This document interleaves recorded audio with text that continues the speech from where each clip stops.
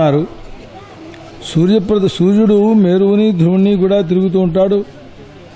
రాసులకు ఎదురుకుండా అప్రదక్షిణంగా వెడుతున్నాడు అన్నారు. మాకు ఎలా తెలుస్తుంది అని అడిగితే శుకులు వారు చెబుతున్నారు, రాజా, ఈ కులాల చక్రం అంటే కుమ్మరి కొండలు తయారు చేసేటటువంటి చక్రం అది తిరుగుతూ ఉంటుంది. ఎప్పుడు కూడా దాంతో సహా తిరుగుతూ ఉండేటటువంటి చీమలు దాని మీద తిరుగుతున్నాయి. రైలు పెడుతుంటే రైల్లో మనం నడుస్తున్నాం అన్నమాట. ఒక మాటలో చెప్పాలి అంటే అనుభవ సిద్ధం. అప్పుడు కాలచక్రంతో సహా తిరుగుతుంటే సూర్యాది గ్రహములు ఏవైతే గమనం ఉన్నాయో వాటి గతి వేరు, అక్కడ ఉంటుండేటటువంటి ఆ మిగిలినటువంటి రాశుల యొక్క గతి వేరు. కనుక ఈ రాశులు అనేటటువంటివి ఒక రాశికి ఇంకొక రాశి వేరుగాను, నక్షత్రానికి ఇంకో నక్షత్రాంతరం వేరుగాను ఇట్లా ఉన్నట్లుగా ఉంటుంది. అటువంటి వేదరూపుడైనటువంటి సూర్యుడు తనను 12గా విభాగం చేసుకున్నటువంటి వాడై, అంటే ఏం లేదు, ఉదాహరణకి ఈ మైకుల్ని మాట్లాడే వారి దగ్గర పెట్టుకుంటే చాలా బాగుంటుంది. ఆ మాటలు అందరికీ వినపడతాయి చెవిలోకి. ఇందాక నుంచి ఇంతవరకు నిశ్శబ్దంగానే ఉన్నారు కదా. ఒక విధమైనటువంటి ప్రదక్షిణల్లో తిరిగేటప్పుడు ఆ లోపలనే మరొకరు కూడా తిరుగుతుంటే వీళ్ళ గమనం వాళ్ళ గమనం వేరుగా ఉన్నప్పుడు ఈయన ప్రదక్షిణం చేస్తున్నట్టే ఉన్నాడు, కానీ వీళ్ళ లోపులోంచి ఇలా తిరిగేటప్పుడు వారికి అప్రదక్షిణంగా వెళ్ళినట్టుగా ఉంటుంది. ఉదాహరణకి చెప్పాలి అంటే, ఇప్పుడు ఇక్కడ ఇలా ఒకరు తిరుగుతున్నారు, వారి బయట మరొకరు వారికంటే వేగంగా తిరిగితే వారికి ప్రదక్షిణం చేసినట్లు అవుతుంది. వీరి లోపలనే ఇక్కడి నుంచే ఇలా తిరగడం ప్రారంభించినట్లయితే వారికి దక్షిణ భాగంలో నడుస్తున్నారు కనుక వీరికి ఎడమ భాగమాన్ని ఆ మొదటి గమనం కలిగిన వారిని వదిలారు కనుక వారు ఇంతకంటే చిన్న వేగంతో నడిచేటప్పుడు వారికి అప్రదక్షిణంగా వెళ్ళినట్లు అవుతుంది. వీరు ఇదయ్యా ప్రదక్షిణ గతి, అప్రదక్షిణ గతి అంటే అంతకంటే ఏమీ లేదు అని చెప్పారు. ఈ సూర్యుడు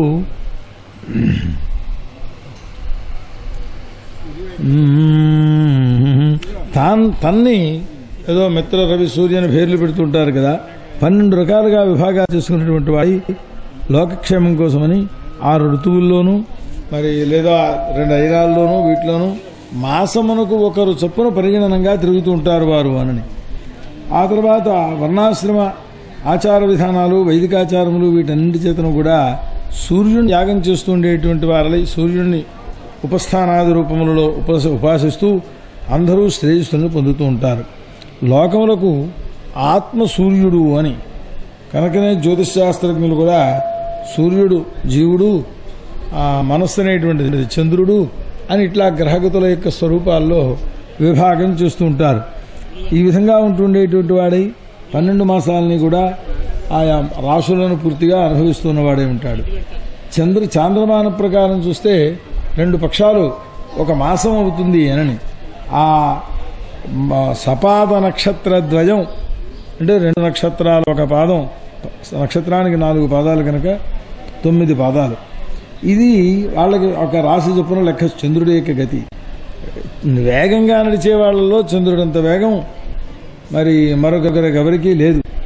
సపాద నక్షత్రద్వయం ఇది సౌరమానంలోకి వచ్చేటప్పటికీ ఒక రాశి అతిరిక్తమవుతుంటే మాసం అవుతుంది. మనం చైత్రాది మాసాలు చెప్పినట్టుగా వాళ్ళు మేషమాసం, వృషభ మాసం అని చెబుతుంటారు. సంక్రమణ ప్రకృతి, సంక్రమణ పర్యంతమును. పితృమానం చేత ఒక మాసం వాళ్ళకు ఒక రోజు అవుతుంది వాళ్ళ యొక్క లెక్కలో చూసినట్లయితే. ఆ తర్వాత సూర్యుడు 2 రాశుల్ని అతిక్రమించేటప్పటికీ ఋతువు మారుతుంది అని. ఇది నభోమండలంలో సంచరించేటటువంటి విధానాన్ని అనుసరించి కాలం యొక్క గమనం నడుస్తూ ఉంటుంది.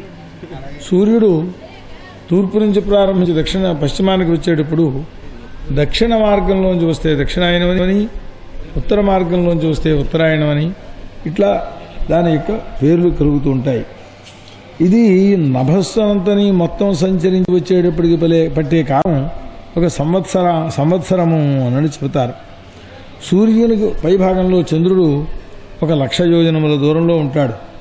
చంద్రుడితో చాలా శీఘ్రంగా నడుస్తూ ఉంటాడు కనుక సూర్యుని యొక్క సంవత్సర స్వరూపాన్ని తన పక్షములతోటి మాసములతోటి నడిపించేస్తూ ఉంటాడు ఈయన అని. సూర్యుడు ఒక సంవత్సరం కాలం తిరిగేటటువంటి దానిని, అంటే 12 మాసాల గమనాన్ని సూర్యుడు ఒక మాసం లోపులోనే 27 రోజుల చిల్లరి రోజులు వస్తాయి, అందులో నడిపించేస్తాడు అన్నారు. అయితే ఆపూర్యమాణ పక్షము అని, అంటే కళల చేత వృద్ధి పొందేటటువంటి పక్షాన్ని శుక్లపక్షం అన్నారు. ఆ కళలు క్షీణించేటువంటి స్వరూపం, క్షీణతాలేదేం లేదు. ఆ చంద్రుల్లో ఉంటుండే కళలను దేవతలు పితృదేవతలు స్వీకరిస్తారు అని అంటారట వారు. అవి ఆ కృష్ణపక్షము అని ఇట్లా విభాగాలు చేస్తూ ఉంటారు. 16 కళలు ఉంటాయి ఆయనకి. అన్నమయుడు, అమృతమయుడు, దేవపితృభూత మనుష్యాదులకన్నింటికీ కూడా రక్షణశీలుడు కనుక ఆయన రక్షణ చేస్తుంటాడు కనుక సర్వమయుడు అని పిలిచారు. రహస్యం ఏంటంటే అందరినీ రక్షిస్తున్నాడు. ఎవరిని రక్షిస్తున్నాడయ్యా చంద్రుడు అంటే, ఓషధులన్నీ కూడా చంద్రకాంతి పడితేనే ఓషధీ గుణము కలిగినవై ఉంటాయి, లేకపోతే ఉండవు.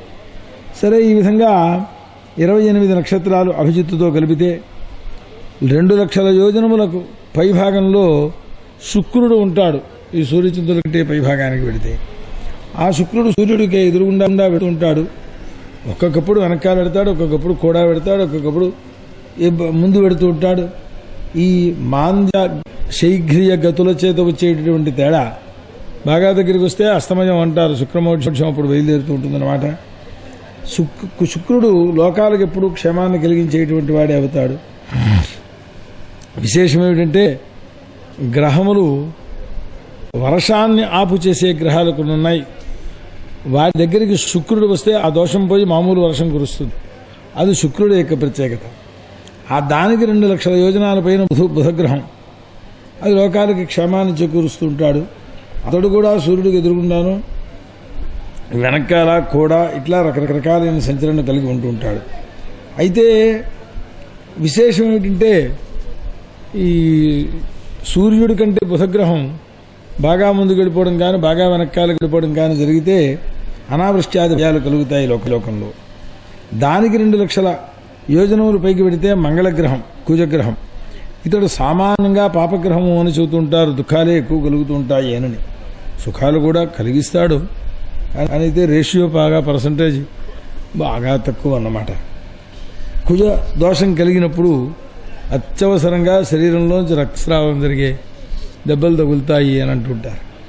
సరే, దానికి తర్వాత 2 లక్షల యోజనాల్లో బృహస్పతి గ్రహం ఉన్నది. అతడు విప్రులకు, గోవులు ఈ మొదలైనటువంటి వాటికన్నింటికీ కూడా అనుకూలమైన గ్రహం.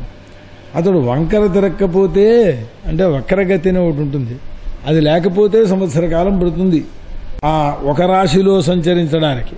12 రాశులలో సంచరిస్తాడు అనంటే సూర్యుడు ఒక సంవత్సరంలో నడిచేటటువంటి కాలాన్ని 12 సంవత్సరాలలో అతడు నడుస్తాడు అని.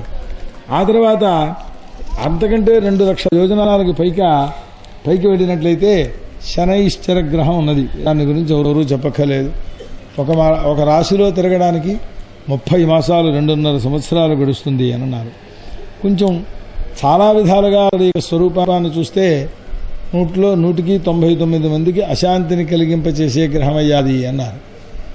సామాన్యంగా ఎవరు సినిమాకు యోగదాయకుడు అయ్యాడు, యోగం ఇచ్చాడని అండో ఇచ్చినా అండి విడమకుడు బంగారంగా. ఆ దానికి 11 యోజనములు పైకి వెళ్ళినట్లయితే సప్తఋషి మండలం ఉన్నది.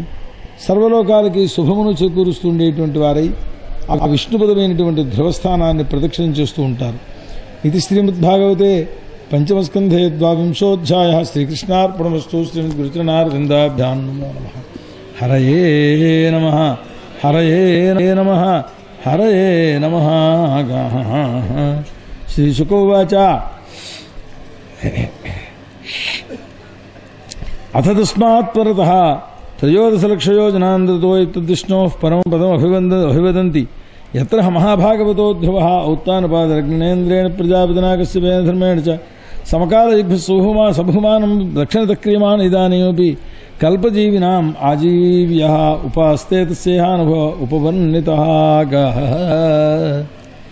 శ్రీశుకుల వారు చెబుతున్నారు పరీక్షన్ మహారాజుతోటి, ఓ రాజా, ఈ సప్తఋషి మండలానికంటే 13 లక్షల యోజనాలు పైకి వెళ్ళినట్లయితే అక్కడ ధ్రువస్థానం ఉన్నది అని.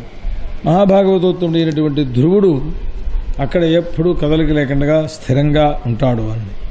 ఇంద్రాది దేవతలు కూడా అతడికి ప్రదక్షిణాలు చేస్తూ ఉంటారట ఎప్పుడూ కూడాను. అతడి ప్రభావం చెప్పాము ఇదివరకే. గ్రహ నక్షత్ర కాలచక్రాదులన్నింటినీ కూడా సక్రమ మార్గంలో నడిపించేటటువంటి వాడు ఈ ధ్రువపదమును స్థానంగా పెట్టుకుని వాయుదేవుని చేత ప్రేరేపింపబడినటువంటివి ఇవన్నీ దానికి ప్రదక్షిణంగా తిరుగుతూ ఉంటాయి అని. ఆకాశంలో మేఘాలు పక్షులు ఇవన్నీ ఎలా తిరుగుతూ ఉంటాయో అవి ఎగుతున్నాయి, పడిపోవట్లేదు కదా. అట్లాగే ఈ మండలాలు కూడా ఆకాశం మీద తిరుగుతూ ఉంటాయి, ఎట్టి పరిస్థితుల్లోనూ పడిపోవు నాయనా అని చెప్పారు. అట్లాగే పైగా భూమి ఆకాశం పూర్వం ఇలా కలిసిపోయి ఉండేవిట, వేదాల్లో ఉందా కాదా. అవి విడబెట్టడం ప్రారంభించాయి. అవి విడిపడేటప్పుడు ఆ స్వర్గలోకాన్ని కిందకి పడిపోకుండా కాపాడేటటువంటి కొన్ని స్వరూపాలను వర్ణిస్తారు వారు. అంచేత ఎప్పుడూ పడిపోయేటువంటి అవకాశం లేదు. విశిష్ట యజ్ఞాలు చేస్తే ఆ యజ్ఞాల్లో ఉన్నాయి వాటి ప్రక్రియలు. ఆ స్తంభాన్ని ఉదాహరణ నిలబెట్టి అంతరిక్షాన్ని ఆపు చేస్తున్నావు అంటాడు. అంటే ఆ స్తంభ ప్రతిష్టాదులన్నీ యజ్ఞాలు జరిగినట్లయితే ఇవన్నీ లోకంలో క్షేమంగా ఉంటాయి అని చెప్పడానికి సరి అయినటువంటి ప్రమాణాలన్నమాట. సరే, జ్యోతిర్గణములు ఇవి కూడా కింద పడవు. ఏమిటి కారణము అంటే ప్రకృతి పురుష సంయోగ రూపమైన అనుగ్రహంతో పరమాత్మ సృష్టి చేయాలని మాయను స్వీకరించారు కనుక ఆ మాయా స్వీకృతి పొందినటువంటి పరమాత్మ యొక్క అనుగ్రహం చేత ఇవేవి కూడా ఏ విధమైనటువంటి పతనాన్ని చెందవు అని చెప్పారు. ఆ తర్వాత శిశుమార చక్రం యొక్క స్వరూపాన్ని చూస్తే జ్యోతిష్ చక్రం అది భగవంతుడైనటువంటి పరమాత్మ యొక్క యోగధారణ ఎందే నిలబడి ఉన్నది అని పెద్దలు చెబుతూ ఉంటారు.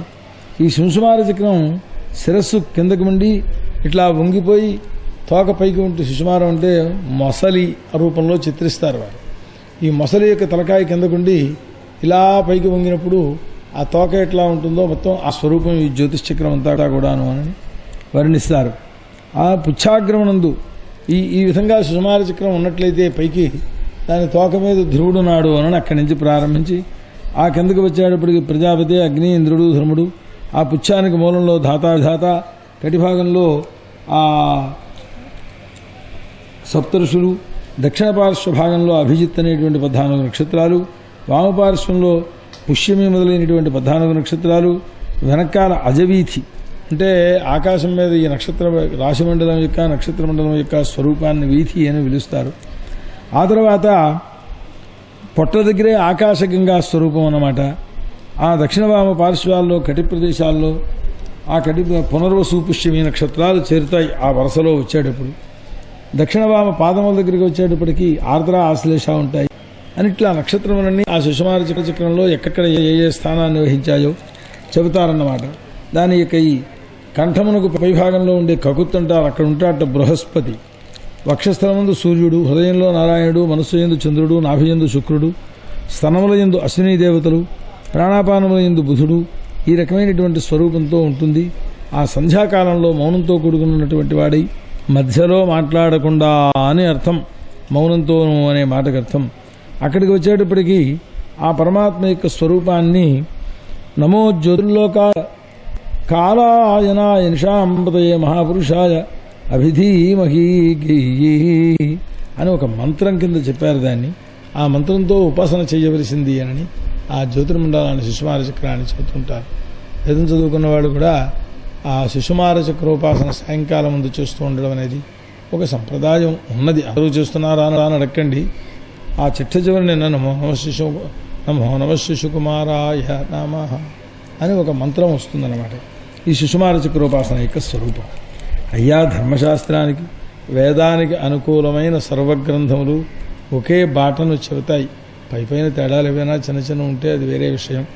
అందుచేత దీన్ని స్మరించినటువంటి వాడు త్రికాలముల యందు కనుక ఈ శిశుమార స్వరూపుడైనటువంటి పరమాత్మకు నమస్కారం చేస్తే అది సాయంకాలం అందే అని కాదు, సంప్రదాయం అలా ఉన్నా శాస్త్రం చెప్పే మాట. త్రికాలముల యందు కనుక నమస్కారం చేసినట్లయితే ఒకవేళ నమస్కరించలేకపోతే స్మరణ అయినా చేసినా ఆ వాడికి తాత్కాలికంగా ఆ రోజున ఉండేటటువంటి పాపాలు ఏవేవైతే సంపాదించాడో అవన్నీ పోతాయి.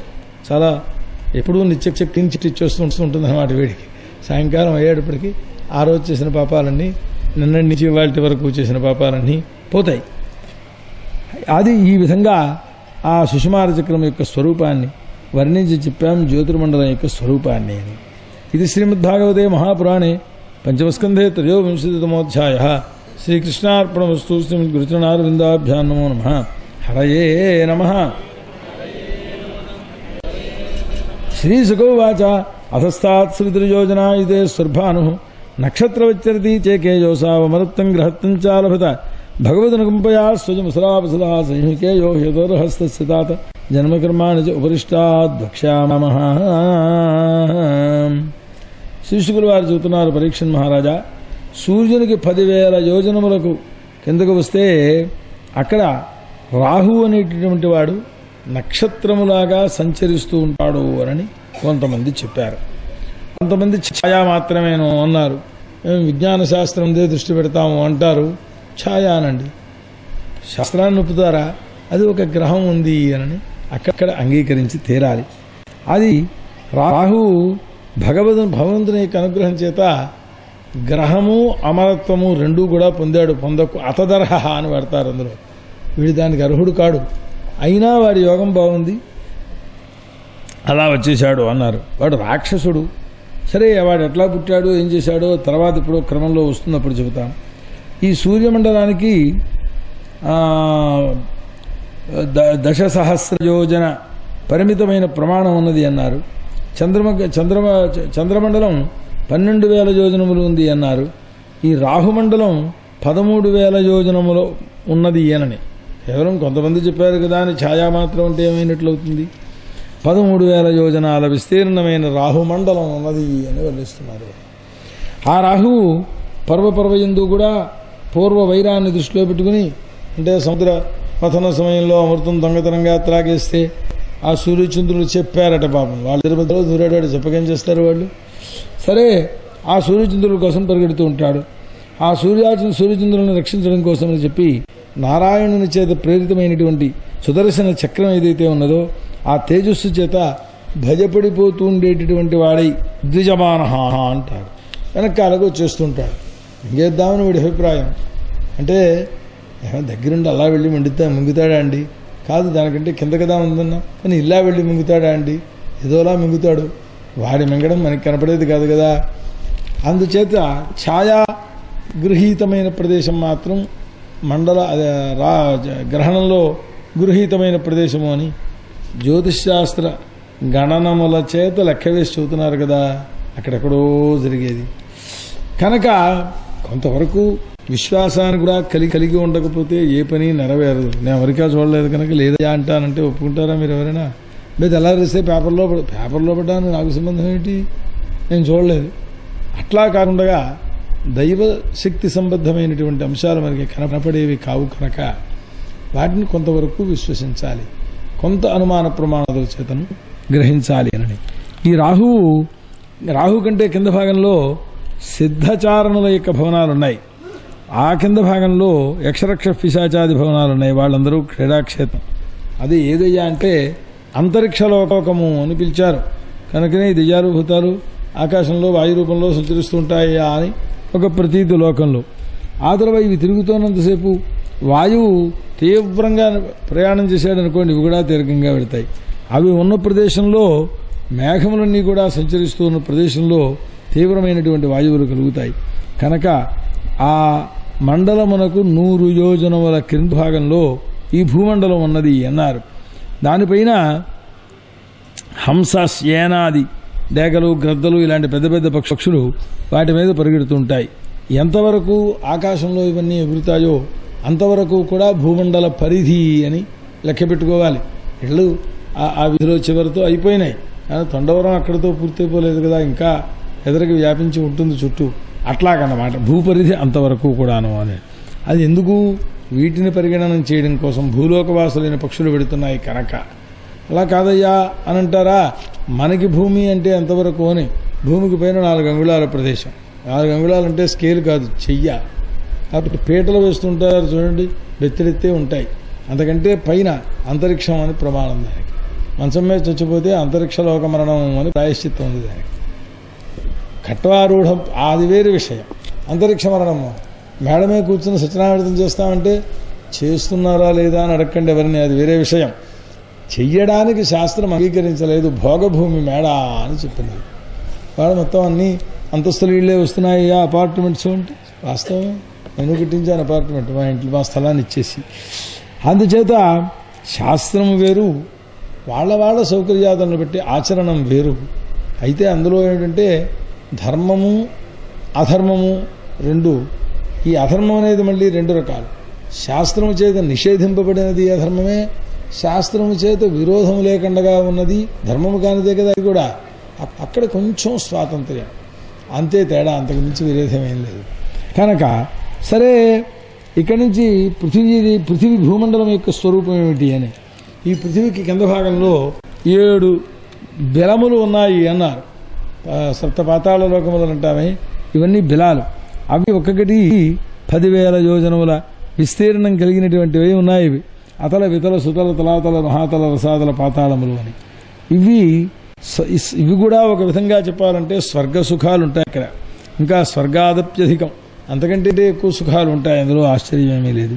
పరమాత్మ యొక్క ఆనందోభూతులతో కూడుకుని ఉంటాయి. పెద్ద పెద్ద భవనాలు, ఉద్యానాలు, ఆరామాలు, క్రీడలు, విహారాలు. ఇందులో ఉండే దైత్య దానవ నాగాదులందరూ కూడా ఇప్పుడు ఆనంద నిమగ్నులై ఉంటూ ఉంటారట. అక్కడ మాయావి అయినటువంటి మయుడు నిర్మాణం చేసినటువంటి అనేక విచిత్రములైన గృహప్రాకారాదులన్నీ కూడా ఉన్నాయి.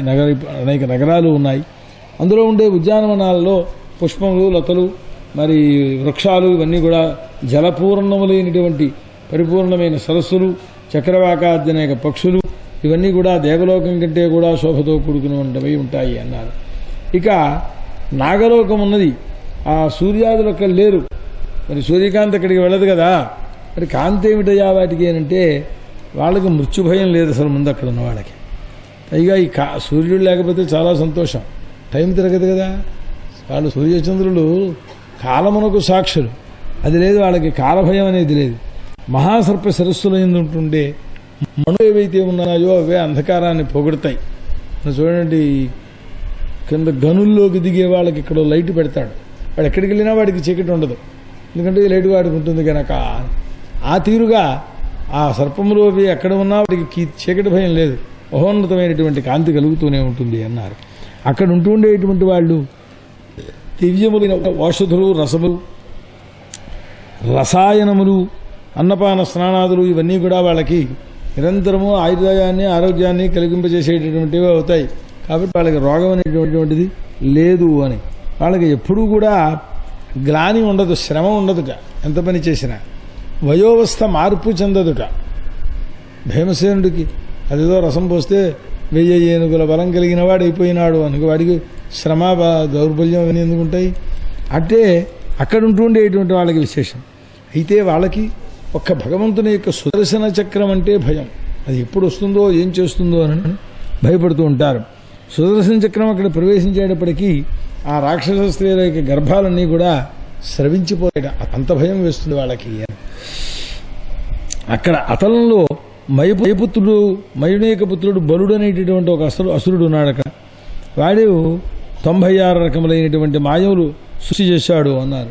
వాటిలో కొన్ని కపట విద్యలు ఇప్పటికి కూడా మాయావులు చేస్తూ ఉంటారు. అవి ఆవలిస్తూ ఉంటే ఆ ముఖంలోంచి 3 రకములైన స్త్రీల సముదాయాలు పుట్టేటి వాడికి.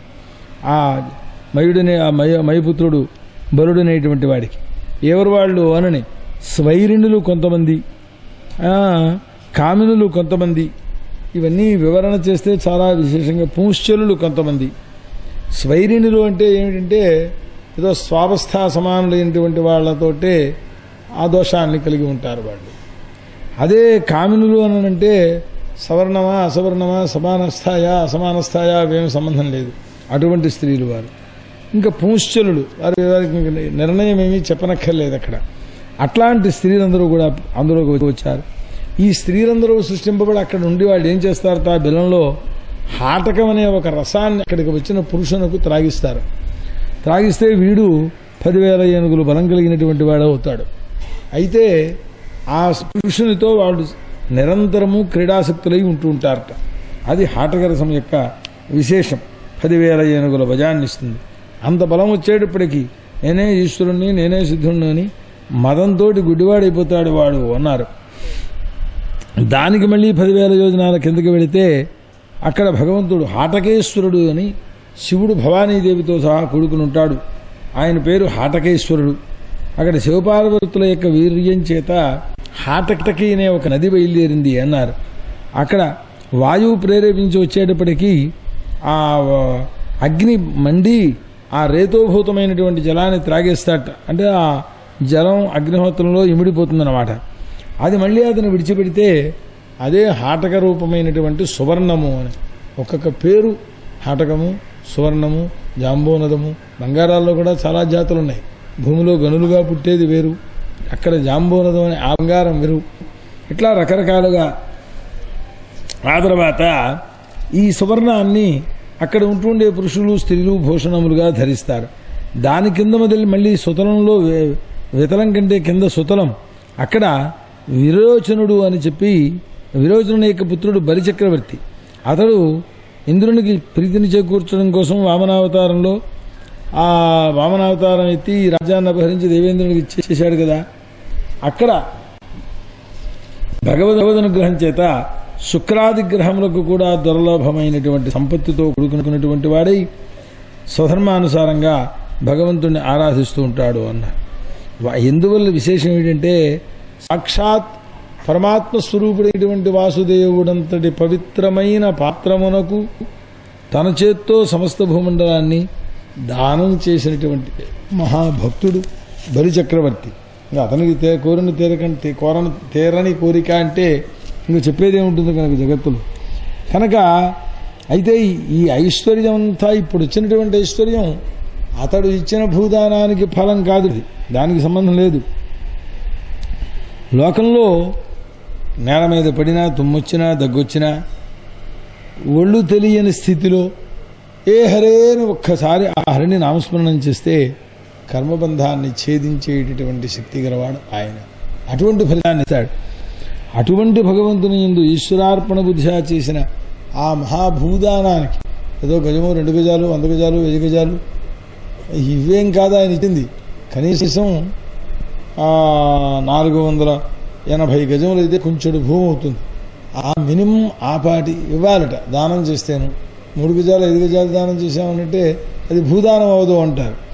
అట్లాంటిది సమస్తమైనటువంటి భూమండలాన్ని ఆయన చేతిలో పెట్టాడు అనంటే దాన్ని ఆ భగవంతుడు ఇంత చేసినా ఇతన్ని అనుగ్రహించాడా లేదా అంటే కొందరు అనుగ్రహించాడు అనుకుంటున్నారు, కొంతమంది కష్టపెట్టాడు అనుకుంటున్నారు.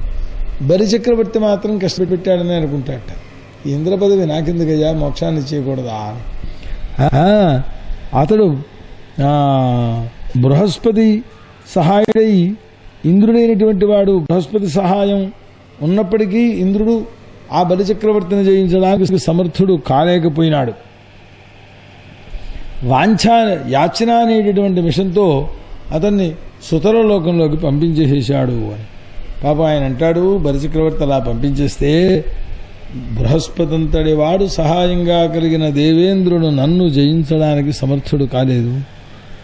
ఆఖరికి బృహస్పతిని అడుగుంటే విషయం వేరుగా ఉండును. పురోహితుడు ఆయన నడకండగా ఈ వామనుని విష్ణుమూర్తిని పట్టుకుని వామనావతారం ఎత్తించి ఇంత తంటారు పడ్డాడు.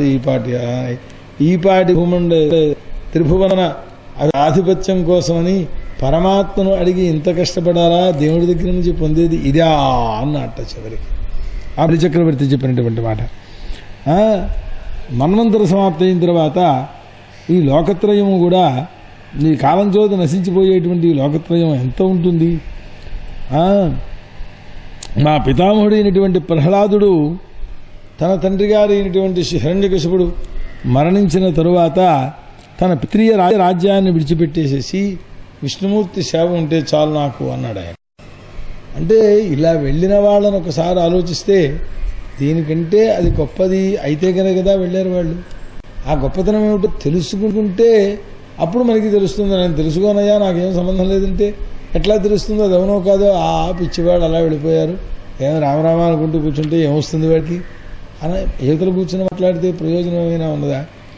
అందుచేత రాగద్వేషాదులతో కూడుకుని ఉండేవాడై భగవద్ అనుగ్రహ రహితుడై నాటివాడు ప్రహ్లాద మార్గాన్ని ఎట్లా వెళ్ళగలుగుతాడయ్యా అన్నట్టు బలిచక్రవర్తి పాపం. సరే, అది ఎదర చెబుతాం. ఇప్పటికీ బలిచక్రవర్తిని అనుగ్రహించాడనే వారు ఏమంటారో తెలుసునా?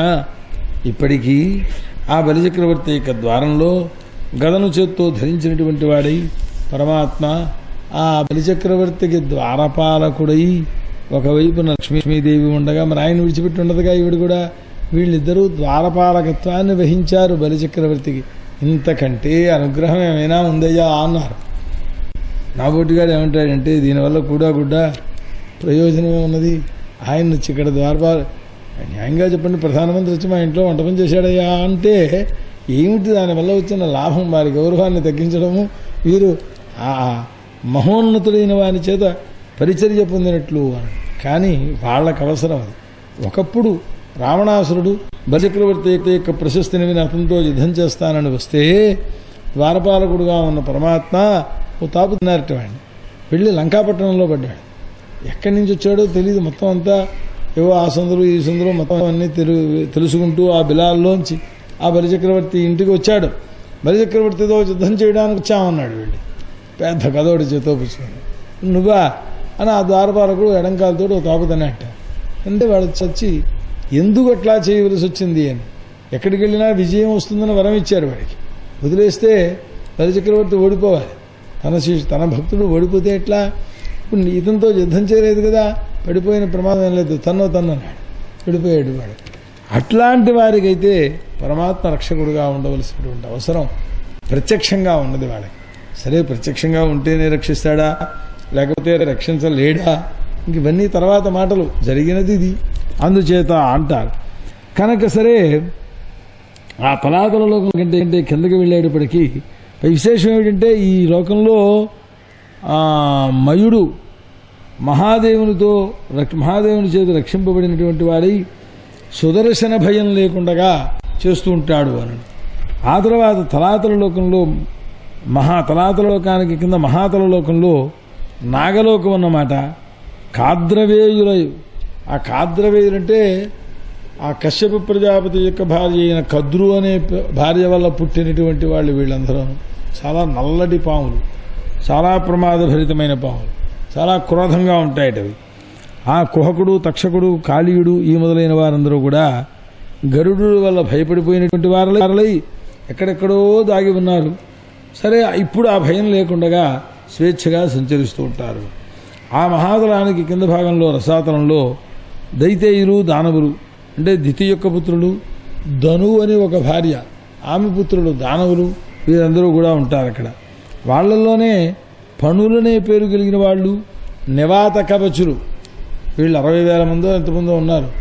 వీళ్ళని చంపడానికి దేవతలకు అధికారం లేదుట. అర్జునుడికి 5 సంవత్సరముల యుద్ధ విద్య నేర్పేసిన తర్వాత గురుదక్షిణ కావాలో అన్నారట దేవేంద్రుడు. చిత్తం ఏం చేయమంటారు? వెళ్ళి ఆ నివాత కవచుని చంపిరా అన్నాడు పరావు. ఈయన వెళ్ళాడు అక్కడికి వెళ్ళి పాశుపతాస్త్ర ప్రయోగం చేశాడు. వాళ్ళని చూస్తే భయమేసి అంటే వాడు ఒక్కొక్కడో 5 మైళ్ళు పొడుగున్నాడు. ఈ అర్జునుడంతా కలిపితే 6 అడుగులే. వాళ్ళని చూసేటప్పటికి ఆయుధాలు చూసేటప్పటికి వీడికి కంపరం ఎత్తిపోయి ఏం చేయాలో తెలియక ఆ పాశుపతాస్త్రాన్ని తీసుకుని కళ్ళు మూసుకుని అలా ప్రయోగించాడు. మంత్రం చదివి కళ్ళు తెరిచాడు. ఈ అస్త్రం వెళ్ళి ఏం చేస్తుందో చూద్దాము అని. చూడ్డానికి అక్కడ ఏం లేదు, మొత్తం అంతా భస్మరాశులు ఉన్నాయట. అంటే ఆ పాశుపతాస్త్రం వెళ్ళి ఏం చేస్తుందంటే చూసినవాడు ఇంతవరకు ఎవడూ లేడు. టుడే అప్ టు ఈ క్షణం వరకు చెప్పాలన్నమాట. ఇంకా గట్టిగా మాట్లాడాలంటే అంతటి మహాశక్తివంతమైనటువంటి అస్త్రం. సరే, ఆ అస్త్రములతోటి ఈ నివాత కవచులు మరణించారు అని వర్ణించారు. ఆ తర్వాత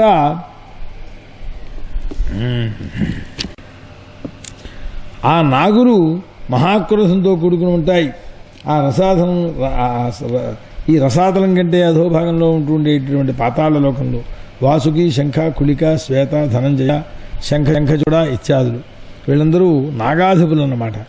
ఈ నాగములు ఎట్లాంటి బలము కలవి అనంటే వాటి రూపాలు ఇలాగా అంటే 5 తలకాయలు, 7, 10, 100, 1000 శిరస్సులు కలిగి ఉండేటటువంటివి. ఆ పడగల యందు చక్కనైనటువంటి మణులతో ప్రకాశిస్తూ పాతాళం యొక్క అంధకారాన్ని దూరీకరిస్తూ ఉంటాయి. ఇది శ్రీమద్భాగవతే మహాపురాణే పంచమస్కంధే చతుర్వింశోధ్యాయ. శ్రీకృష్ణార్పణమస్తు. శ్రీకృష్ణారవిందాభ్యాం నమో నమః. మంచితీర్థం కావాలి. హరయే నమః, హరయే నమః, హరయే నమః. శ్రీశుకోవాచ తస్య మూలదేశే 30 యోజన సహస్రాంతరే ఆస్తే అవైకళా భగవతస్తామసి సమాఖ్యాత అనంతైతి సాత్వీయా ద్రష్టు దృశ్యయో సంకర్షణమితి ఆచక్షతే. శ్రీశుకులు వారు చూస్తున్నారు పరీక్షణ్ మహారాజుతోటి, రాజా ఆ పాతాళానికి మూల భాగంలో 30,000 యోజనముల దూరంలో భగవంతుని యొక్క తామసమయమైనటువంటి మూర్తి అన్నారు. ఆయన యొక్క కళాస్వరూపుడు అనంతుడు అని. తంత్రనిష్ఠులైన వారు ఈయన్నే సంకర్షణుడు అని పిలుస్తారు. తాంత్రిక ఉపాసనలు చేసేటువంటి వారు.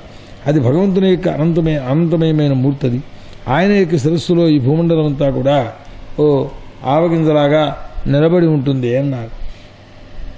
ఆ సంకర్షణ యొక్క కనుబొమ్మల మధ్యలోంచి సర్వ జగత్తుని సంహరించడం కోసమని చెప్పి సంకర్షణుడనే పేరు కలిగిన రుద్రుడు అప్పుడు బయలుదేరుతాడు. 3 నేత్రాలతో కలిగినటువంటి వాడై శూలాన్ని పైకి ఎత్తి వస్తుంటాట. ఆయన యొక్క చరణకమల యుగళం పాదపద్మాలు నడుస్తూ ఉంటే ఆ నాగాధిపులందరూ కూడా ఆయన పాదాల మీద నమస్కారం చేసేస్తూ, నాగస్త్రీలు ఇలా దండం పెట్టారు పాపం వంగి, ఎప్పటికీ లేవరు. కారణం ఏమిటో తెలుసిన, ఆయన కాళ్ళ గోళ్ళు తెల్లగా ప్రకాశిస్తూ ఉంటే ఆ ముఖకమలం అందులో కనపడింది పాపం ఆ నాగస్త్రీలకు. ఇప్పటికి కూడా చూడండి, లోకంలో అంటుంటారు అద్దం ముందు కూర్చుంటే ఆడవాళ్ళు అట్టే తొందరగా లేవరు అని. ఇదిగో ఆ విధంగా చెబుతుంటారట వారు. అందులో ప్రణమంత ప్రతిబింబాలను చూచుకుంటూ ఉండేటువంటి వాళ్ళై ఉంటారు. ఆ నాగకుమారికలు ఆ అనంతుని యొక్క ముఖాన్ని చూచి సిగ్గుపడిపోతూ ఎంతో ప్రేమను చూపిస్తూ ఉంటారట ఆయన ఎందు అని. అతడు కోపం తగ్గించుకున్నటువంటి వాడై లోకములకు కళ్యాణమును చేకూర్చడం కోసం అక్కడ ప్రకాశిస్తూ ఉన్నాడు. అట్లాంటి భగవంతుడైనటువంటి అనంతుడు దేవదైత్య ఉరగాది సిద్ధ గంధర్వ కిన్నరాది సర్వుల చేత పూజింపబడుతూ ఒకే కుండలాన్ని చెవికి పెట్టుకుంటాడు. ఇది ఆ సంకర్షణోపాసన చేసేటటువంటి వారి లక్షణం. ఈశ్వరుని ఉపాసన చేసేవారు అడ్డబొట్టు పెట్టుకున్నట్టుగా, విష్ణువుని ఉపాసన చేసిన వారు నిలువు బొట్టు పెట్టుకున్నట్టుగా. ఇప్పుడు అది ఏమిటో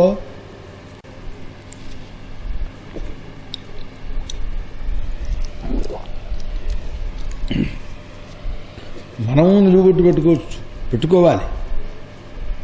కనుక రేపు నదికి పెడతాం కదా, స్నానం చేశాక ఆచమనం చేయాలిగా. బొట్టెట్టుకోకపోతే పనికిరాదు. ఏం బొట్టెట్టుకుంటారు? అక్కడ విభూతులు కుంకాలు డబ్బాలు పట్టుకెళ్ళి ఆ నదీ మధ్యంలో ఇవన్నీ పెట్టుకుని కూర్చున్నప్పుడు చేస్తారు ఆచమనం. మళ్ళీ మునిగితే మళ్ళీ పోయింది కదా. అప్పుడు సౌకర్యం కోసం వారు ఏం చెబుతారంటే జలతిలకాన్ని ధరించమన్నారు. జలతిలకం పెట్టుకుంటే ఎలా పెట్టుకోవాలి? పొడుగ్గా పెట్టుకోవాలి. పదార్థ స్వభావం అర్ధపుండ్రమా ఊర్ధ్వపుండ్రమా అనేది అంతే తప్ప మేం చేసే ఉపాసన అని కాదు. ఏదోటి పెట్టుకోవచ్చు, తప్పులేదు. మొత్తం మీద మొహం శూన్యలలాటం పనికిరాదయా అని రామచంద్రుడు శివారాధన ఆ రామేశ్వర ప్రతిష్ఠ చేసినప్పుడు చక్కగా భస్మధారణం చేశాడు. విష్ణుమూర్తిని ఉపాసన చేసేటప్పుడు ఈశ్వరుడు చక్కగా త్రిపుండ్రధారణ చేస్తాడు. తప్పేం లేదు అందులో. పదార్థగత లక్షణం కదా. మట్టిని తిలకంగా పెట్టుకోవాలి, మృత్తిరకము అది ఊర్ధ్వపుండ్రంగానే పెట్టుకోవాలి. అందుచేత ఈ గంధం కొంతమంది ఏమిటో ఇలా బొట్టుగా తిలకంగా పెట్టి దాని మీద కుంకం వద్దుతూ ఉంటారు. మహాదోషం. గంధం త్రిపుండ్రధారణం చేయాలి. ఇది శ్వేతచందనం. ఇలా ఒక్కొక్క పదార్థానికి ఒక్కొక్క లక్షణం. విభూతిని తిలకంలా పెడుతుంటారు కొంతమంది, చాలా తప్పు. ఈ విభూతి ఎప్పుడు పుండ్రంగానే ధారణ చేయాలి, అది కూడా తిరియక పుండ్రం. ఇట్లా శాస్త్రములు చెప్పినటువంటివి తెలుసుకోక ఇంకొక ఆయన చెప్పాడు, నేను మా తిరుచూర్ణాన్ని ఇలా అనేసి విభూతిలో పెట్టి విడిపోస్తూ ఉంటానండి అన్నాడు ఒక ఆయన. నేను ఏదో సంతోషిస్తాను అనుకునే బుద్ధి లేదు, ఇట్రా తప్పు. అన్ని ధరిస్తానంటామేంటి? అడ్డపడ్డు పెట్టుకోవాలని కోరికగా ఉంటే చక్కగా భస్మ తెచ్చుకో పెట్టుకో.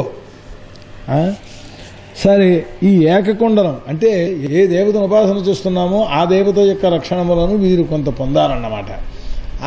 ఆ రూపమైనటువంటి వేషాన్ని ధారణ చేయడంలో వీరశైవులు చూచారో లేదో గంధంతో ఇక్కడ అర్ధచంద్రుడిని పెడుతూ ఉంటారు. ఈశ్వరులాగే ఉండిపోవాలి వీరు కూడాను, వేషాది ధారణమంతా కూడా. అట్లా ఈ ఏకకొండలుడైనటువంటి సహస్ర శిరస్కుడైన ఈ అనంత స్వరూపాన్ని ఉపాసన చేసేటటువంటి వారు ఏకకొండలధారులై ఉపాసన చేస్తారు. అవి శీఘ్రమైన కొన్ని కార్యాలకు ఆ ఉపాసనలు చెప్పబడ్డాయి. మోక్షానికి కూడా ఆయన యొక్క నల్లని వస్త్రాన్ని కట్టుకుంటాడు. నీలాంబరో రౌహిణేయ, ఆయన అవతారం కనుక బలరాముడు, ఆయన కూడా నల్లటి బట్ట కట్టుకోవడం ఆయన అలవాటు. ఆ తర్వాత ఆయన ధరించినటువంటి నూతన తులసిగా వాసన, తులసి వాసన ఎంత గొప్పదండి. ఇది నమ్మకడు బంగారంగా. వైజయంతిని కూడా ధరిస్తాడు ఆయన. ఇట్లాంటి ఈ విధంగా ధ్యానం చేయబడుతుండేవాడి మోక్షేచ్ఛ కలిగినటువంటి వారికి కర్మవాసనలతో కూడుకున్న హృదయ గ్రంథులను భేదిస్తాడు ఆయన అన్నారు. ఆయన యొక్క గొప్పతనాల్ని తుంబురుడితో సహా నారద మహర్షి దేవసభలో గానం చేశాడు అన్నారు. ఆ తర్వాత అతడు ఇచ్ఛామాత్రం చేతనే జగత్పత్తి స్థితి కారణం అవుతున్నాడు అని, అతన్ని స్మరిస్తే కీర్తిస్తే, అతన్ని గురించి వింటే సమస్తమైన పాపాలని నశింపచేస్తాడు అని 1000 శిరస్సులు కలిగిన ఆ అనంతుని యొక్క శిరస్సునందు ఒక పడగ మీద భూమి కేవలం అణువులాగా నివసిస్తూ ఉన్నదయ్యా ఆయన రక్షణలోను. అటువంటి వాణ్ణి అతని గుణాలను లెక్క పెట్టడానికి ఎవడు సమర్థుడవుతాడు?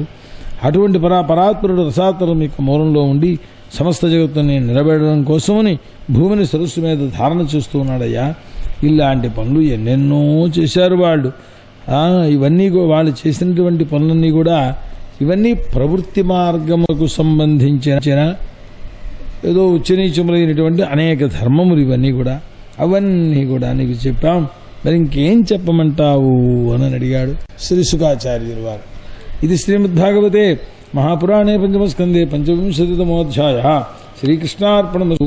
శ్రీమద్గురుచరణారవిందాభ్యాం నమో నమః. హరయే నమః. హరయే నమః. ఏ హరయే నమః. రాజోవాచ మహర్షేయద్వైచిత్ర్యం లోకస్య కథమితి. ఇంతే శ్లోకం. ఇది వచనం కదా, 16 అక్షరాలు కూడా అక్కర్లేదు అని.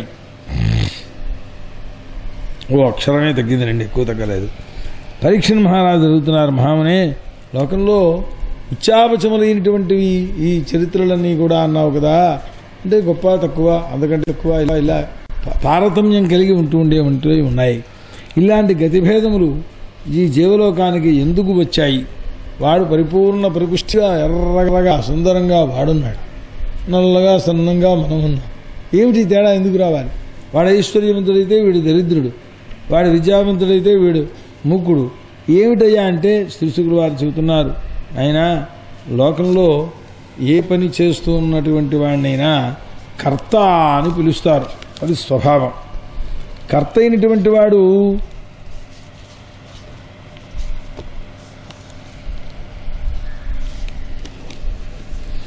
ఈ కర్త అయినటువంటి వాళ్ళు ఎన్ని రకాలుగా ఉంటారు అనని విచారణ. కర్తలు ఎన్ని రకాలు? వీళ్ళు కూడా 3 రకములుగా ఉంటారట. ఎవరు అని? సాత్వికకర్త, రాజసకర్త, తామసకర్త. ఈ విధంగా పరిశీలన చేసినప్పుడు ఈ త్రైగుణ్యం ఇక్కడ ఎలా వచ్చిందో మిగిలిన వాళ్ళ యొక్క గతులు ఇవన్నీ కూడా త్రైవిధ్యము కలిగినటువంటివయ్యే ఉంటాయి. పేరే చెప్పేదేమన్నది? కర్తృత్వం 3 రకాలు అయ్యాడిప్పటికీ. అలాగే వాటి వల్ల వచ్చే ఫలితములు కూడా తారతమ్యంతో కూడుకుని ఉంటాయి. దీంట్లో సాత్విక కర్తలైనా అందులో మళ్ళీ తారతమ్యం ఉంది కదా. వాడు 1000 పువ్వులతో పూజ చేశాడయ్యా అన్నారు. బా, చాలా గొప్పవాడు, సహస్రనామ పూజ. అయ్యా 1000 పువ్వులు సరేనండి, వాడు ఆపూట కోసుకొచ్చిన తులసి దళములతో 1000 పూజ చేశాడండి. ఇప్పుడు వాడికి వీడికి తేడా ఉందా లేదా? అయ్యా వాడు ఆ చెరువులో దిగి 1000 పువ్వులు అప్పటికప్పుడు కోసుకొని పట్టుకు వచ్చి ఆ 1000 పువ్వులతో పూజ చేశాడండి. వీడు 1000 బంగారు పువ్వులతో పూజ చేశాడండి. తేడా చెప్పాలి కదా. వాడు బంగారు పువ్వులు పరమాత్మ వంటికి గుచ్చుకుంటాయేమోనని ఓ పువ్వు అడ్డం పెట్టుకుని ఈ పువ్వు ఆ బంగారు పువ్వు రెండూ కలిపి దేవుడి మీద పూజ చేశాడండి. అసలు ఆ భావన కొంచెం సుకుమారంగా ఉండాలి. పరమాత్మని గురించి భావన చేసేటప్పుడు వారు అంటారు, కొబ్బరికాయ దేవుడికి కొడుతున్నాను, ఉద్యోగం రాలేదేమన్నట్ట. ఏం చేస్తున్నావురా? ఏం లేదు, కొబ్బరికాయ కొట్టేస్తున్నాను, దేవుడా తినేసేయంటున్నాను, మా అబ్బాయికి ఉద్యోగం ఇవ్వలేదు, ఇప్పటికప్పుడు 6 వారాల నుంచి కొడుతున్నాను అన్నాడు. ప్రతి శనివారం 6 వారాలు కొట్టడం అనవసరం, 1 వారం కొట్టినా వచ్చేస్తుంది. ఏం చేస్తున్నాడు వీడు? కొబ్బరికాయ కొట్టేశాడు, పీచు పుచ్చు ఆ చెక్క దాని మీద ఉండే టెంకాయ చెప్ప మొత్తం అన్నీ కలిపి దేవుడా తినే అంటున్నాడు. అయ్యా మీ ఇంటికి ఎవడైనా మీ అబ్బాయి ఫ్రెండ్ వస్తే వాడికి ఏమైనా పెట్టవలసి వస్తే, ఏమీ లేకపోతే ఒక కొబ్బరికాయ పుట్టి టిఫిన్ కింద పెట్టవలసి వస్తే కోరి పళ్ళెంలో వేసి చెంచా పెట్టి పంచదార కలిపి ఇంకా ఏవేవో చేసి మొత్తం మీద కాస్త తిన్నాను. ఇప్పుడు మీకు ముంబైలో దొరకదు ఇలాంటి టిఫిన్, ఇక్కడ దొరుకుతుంది. ప్రస్తుతి వాక్యాలు చెబుతూ ఈ ఆస్ట్రేలియా కుర్రగాడు కూడా వస్తేనే ఇంత హడావిడి చేస్తున్నావే, సాక్షాత్ పరమాత్మకు పెట్టేటప్పుడు కనీసం పీచు తీయాలన్న జ్ఞానం, ఆ విగ్రహమే కదండి చూపించేస్తున్నామండి అంటాడు.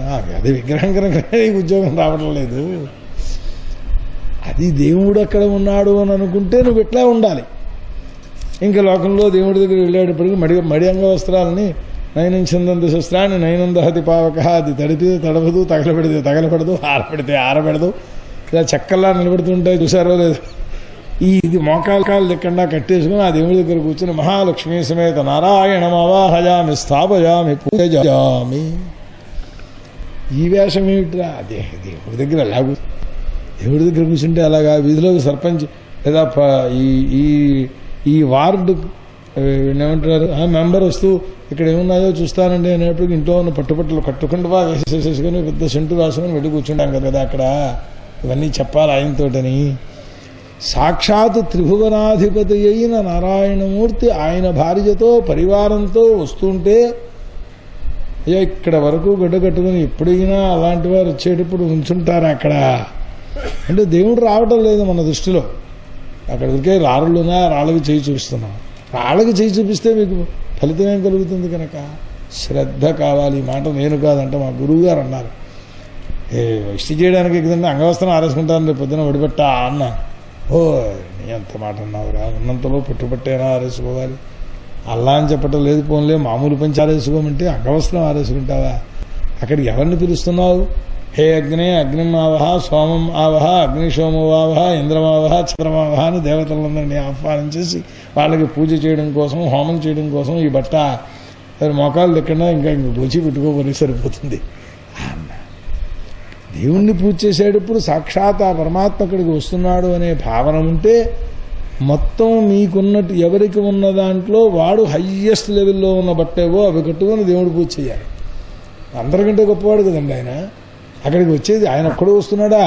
ఆయన భార్య అంటే వాళ్ళ ఆడవారితో కూడా వచ్చేటప్పుడు మరి కొంచెం జాగ్రత్తగా ఉండాలి కదా. వేషాదులన్నీ కూడా ఆ శ్రద్ధ కావాలి. ఈ శ్రద్ధా తారతమ్యం ఇప్పుడు ఈ చెప్పబడినటువంటి దీంట్లో కనబడుతోంది కనుక ఫలిత భేదం కూడా అట్లాగే ఉంటుంది. దాంట్లో తప్పే ఉందయ్యా అన్నాడు. చేసుకున్నవాడికి చేసుకున్నంత మహాదేవ అంతర్థం అందరిది కదా. అదన్నమాట శ్రద్ధా తారతమ్యం చేత ఆ ఫలితాలు వస్తుంటాయ్యా. నిషిద్ధ ధర్మాలని ఆచరించినందువల్ల ఆ కర్మల వల్ల వచ్చేటటువంటి ఫలం దుఃఖాన్ని కలిగింపజేస్తూ ఉంటుంది అని. కనుకనే అవిద్య చేత వచ్చేటటువంటివన్నీ కూడా, అవిద్య చేత చేసే కర్మల వల్ల వచ్చేటటువంటి ఫలితములన్నీ కూడా నరకములు అన్నారు. అవి ఎన్ని రకాలండి మాకు తెలియదండి అన్నారు. చెప్పేవాడు నీకు తెలియకపోతే మరి నాకు తెలియకపోతే అంటే నేను ఇటుమే వెంట్రుకలు ఇదే సమస్య అడగాలి ప్రతి వాడిని కూడా. నీ ఒంటి మీద వెంట్రుకలు మొలుస్తున్నాయి కదా, నీ ఒంటి మీదే కదా ఉన్నాయి, ఎన్నో చెప్పు. ఎవడి వల్ల అయ్యే పనిది? వీళ్ళు చేసినటువంటి నరక దుఃఖ కర్మలు ఏవైతే దుష్టకర్మలు తదనుగుణములైన నరకములను అక్కడ ఏర్పాట్లు చేస్తూ ఉంటారు ఎప్పుడు కూడాను. అయితే అవి వేల కొలది ఉన్నాయ్యా. ఏదో ప్రధానమైనవి కొన్ని వర్ణిస్తానులే, ఇవి వింటే చాలు, మిగిలినవన్నీ వినక్కర్లేదు. ఇవి విండేటప్పటికే సగం విడి బదులైపోతుంది. ఇక మిగిలిన ఉండే అవి కూడా వింటే పూర్తిగా బదులైపోతుంది. కాబట్టి ఇవి సగం చాలులే అన్నాడు ఆయన.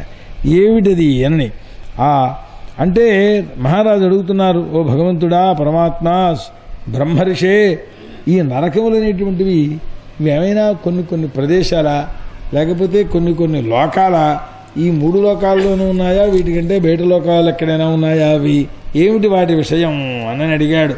మనకి ఈ ప్రశ్న వచ్చిందా? పరీక్ష మహారాజు కాబట్టి వచ్చింది. ఎక్కడో నరకం అంటే అమసం ఉండదో, లోకంగా ఉంటుందేమో, ఉంటుందో చూస్తుందో మనకి తెలియదు, ఎవడూ చెప్పలేదు, కానీ మనం అడుక్కోవటం లేదు. అసలు వాటిని వినడానికే భయం వేసి మొత్తం సగం శరీరం కృషించిపోతుంటే వారు చెబుతారు, శీర్షకులు వారు చెబుతున్నారు, ఓ మహారాజా, నరకములు అనేటువంటి 3 లోకాల్లోనే ఉన్నాయి, దూరంగా ఎక్కడా లేవు.